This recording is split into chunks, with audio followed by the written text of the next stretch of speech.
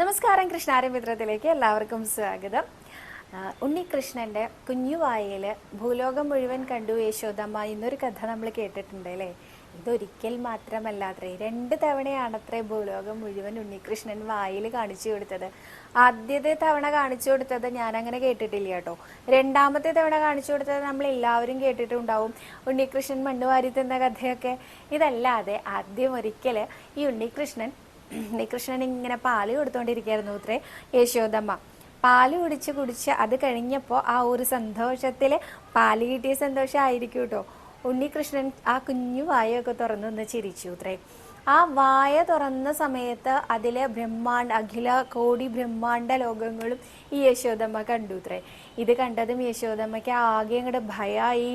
യശോദമ്മ രോഹിണി എന്ന് വിളിച്ച് കരയാൻ തുടങ്ങി. രോഹിണി അമ്മ ഓടി വന്നു കേട്ടോ. ഓടി വന്ന് നോക്കുമ്പോണ്ട് യശോദമ്മ ആകെ വേർത്ത് കുളിച്ചിരിക്കണു. എന്താ പറ്റിയത് യശോദ, എന്താ നീ ഇങ്ങനെ വിഷമിച്ചിരിക്കണത്, എന്താ ഉണ്ടായത്, പരിഭ്രമം എന്തിനാ എന്നൊക്കെ ചോദിച്ച സമയത്ത്, ഞാനിതാ ഈ ഉണ്ണികൃഷ്ണന്റെ വായിലുണ്ടല്ലോ ബ്രഹ്മാണ്ടം മുഴുവൻ കണ്ടിരിക്കണു എന്ന് പറഞ്ഞു. ഇത് കേട്ടപ്പോൾ രോഹിണി പറഞ്ഞു, അങ്ങനെ വരാൻ ഒരു സാധ്യതയല്ലല്ലോ, ഉണ്ണികൃഷ്ണ വായ ഒന്ന് തുറക്കൂ എന്ന് പറഞ്ഞു. ഉണ്ണികൃഷ്ണൻ ഇപ്പോൾ വായ തുറക്കണം എന്ന് ഉദ്ദേശിച്ചിട്ടില്ല എന്നുള്ള ഭാവത്തിൽ വായ ഒന്നുകൂടി മുറുക്കി പിടിച്ചു അത്രേ. രോഹിണിയമ്മ വീണ്ടും പറഞ്ഞു, ഉണ്ണികൃഷ്ണ വായ തുറക്കൂ എന്ന് പറഞ്ഞിട്ടൊന്നും കൂട്ടാക്കാണ്ടായപ്പോൾ ആ രോഹിണിയമ്മ തൻ്റെ ചൂണ്ടുവിരലുകൊണ്ട് ആ ഉണ്ണികൃഷ്ണന്റെ കുഞ്ഞു വായിലേക്ക് ആ വിരലൊന്ന് കടത്തി നോക്കി ഇത്രേ. ഇതൊട്ടും ഇഷ്ടമായില്ല നമ്മുടെ ഉണ്ണികൃഷ്ണന്.